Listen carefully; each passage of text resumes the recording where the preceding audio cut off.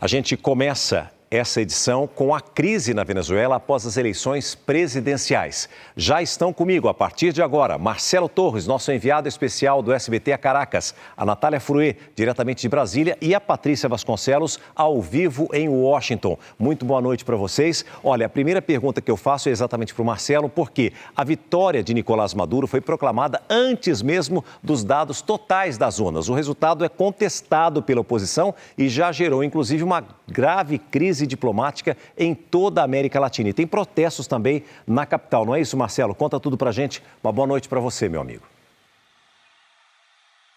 É isso, César. Boa noite para você e para todo mundo que está acompanhando o SBT Brasil.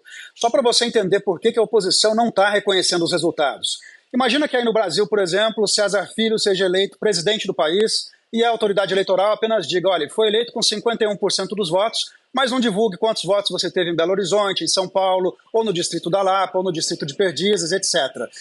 Aqui na Venezuela, como aí no Brasil, as pessoas têm o direito de conferir o boletim da urna eletrônica, que mostra quantos votos a pessoa teve em cada sessão eleitoral. A oposição aqui diz que foi barrada dessa conferência em muitas sessões e diz que conseguiu boletins em 40% das sessões. Nesses 40%, observou que o candidato da oposição, Edmundo Gonçalves, tinha conseguido aproximadamente 70% dos votos. Por isso que o Conselho Nacional Eleitoral está sendo chamado a divulgar o voto sessão por sessão, e não apenas dizer que o Maduro ganhou. O Brasil é um dos países que estão pedindo para que a Venezuela faça isso, detalhe esses resultados de maneira transparente. Pode ser que daqui a pouco, inclusive, Brasil, México e Colômbia lancem uma carta conjunta com esse pedido. Outros países fizeram críticas mais duras para a Venezuela. Por exemplo, Javier Milei chamou o Maduro de ditador e o Maduro respondeu que Javier Milei é um bicho covarde. O Chile, que tem um governo de esquerda, o Gabriel Boric, disse que é difícil acreditar no resultado na Venezuela. E agora há pouco, atenção, o Ministério das Relações Exteriores tomou uma medida drástica e expulsou todo o corpo diplomático de 7 países aqui da Venezuela, e disse que vai sair dos países também. Esses países são Argentina, Uruguai, Chile, Peru, República Dominicana e Panamá, países com os quais a Venezuela sempre teve uma relação muito aprofundada. Vamos ver um pouco agora de como foi o dia na reportagem que a gente preparou para vocês. No anúncio do resultado, Nicolás Maduro disse que venceu o fascismo e os demônios e que teve a força de Cristo, Bolívar e Hugo Chávez.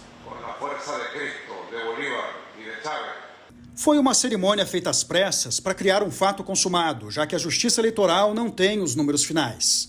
Depois da apuração parcial de 80% das urnas, Maduro foi declarado vencedor com 51,2% dos votos, contra 44,2% de Edmundo Gonçalves. Segundo o Conselho Nacional Eleitoral, que de acordo com os críticos é controlado pelo governo Maduro, a taxa de participação dos eleitores venezuelanos foi de 59%. Que hemos ganado em todos os setores do país, em todos os estratos do país. Em todos os estados. Um pouco antes, a líder da oposição, Maria Corina Machado, revelou que os dados que tinha em mãos, colhidos das sessões eleitorais, mostravam vitória de Gonçalves em todos os estados do país. Maduro festejou de madrugada com os apoiadores. De manhã, panelaços. À tarde, mais protestos em várias regiões do país. Inclusive esta marcha, que saiu de um antigo reduto chavista, uma região pobre da capital venezuelana. Todos os manifestantes que a gente vê passando aqui são de oposição. Eles saíram de uma comunidade chamada Petare e chegaram aqui até Altamira, que é um bairro na zona leste de Caracas e tem tradição de oposição ao governo de Nicolás Maduro. Carolina me disse que sentiu muita raiva do resultado, que chamou de fraude descarada. Alguns observadores internacionais cobram respostas da justiça da Venezuela. O Centro Carter, por exemplo, que tem tradição em acompanhar eleições no mundo inteiro, pediu que os detalhes das votações de cada urna sejam publicados imediatamente. E disse que sem isso não é possível fazer o trabalho de avaliação do processo eleitoral. É a mesma posição de países como a Colômbia. Outros, como a Argentina e o Uruguai, já dizem que a eleição foi fraudada. Rússia e China reconheceram os resultados rapidamente e deram parabéns a Maduro. Se não conseguir demonstrar de forma transparente que as eleições foram limpas, Nicolás Maduro poderá continuar enfrentando embargos internacionais que só vão dificultar que o povo saia da miséria durante os próximos 6 anos de mandato. Você prestou atenção em todos os detalhes na reportagem, também agora ao vivo com o Marcelo Torres, né? Você percebeu que ele não falou absolutamente nada com relação ao Brasil. E é isso que nós vamos saber agora, porque o presidente Lula passou o dia em contato com o assessor especial da presidência, Celso Amorim, que está na Venezuela desde sexta-feira. Então nós vamos agora a Brasília conversar ao vivo com a Natália Frui para saber exatamente o que está acontecendo e se é que o Brasil já se pronunciou oficialmente. Natália, uma boa noite para você. Oi, César, boa noite a todos. Celso Amorim esteve no meio da tarde com o Nicolás Maduro. E agora à noite, a informação que eu recebi é que ele deve se encontrar com Edmundo Gonzalez, candidato da oposição, que diz que venceu o pleito e que Nicolás Maduro, ele manipulou o resultado das eleições.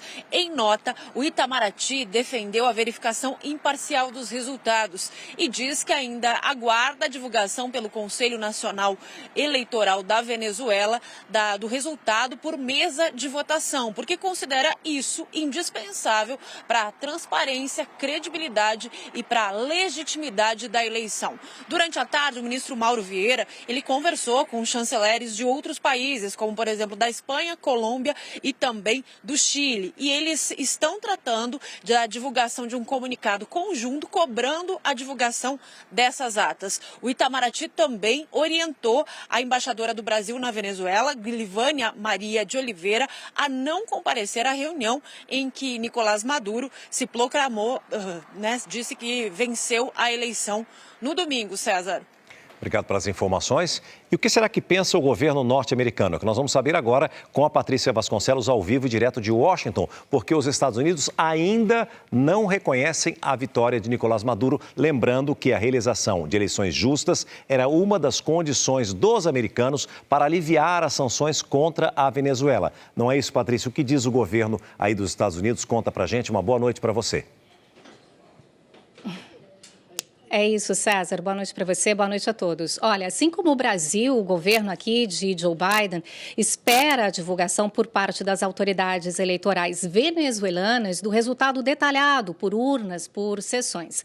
Hoje, mais cedo, César, eu questionei o porta-voz do Departamento de Estado se os Estados Unidos hoje reconhecem o resultado divulgado no domingo pelo órgão eleitoral venezuelano, e a resposta foi justamente essa, que é preciso esperar esse detalhamento, né, do resultado. O secretário de Estado americano Antony Blinken, que passou o dia em Tóquio, disse que o receio dos americanos é que esse resultado oficial não reflita, na verdade, a vontade da maioria dos eleitores. Um outro oficial da diplomacia americana informou aos jornalistas hoje que a análise que os Estados Unidos receberam de várias fontes é que esse resultado oficial, César, está em desacordo com o que realmente aconteceu na maioria das urnas.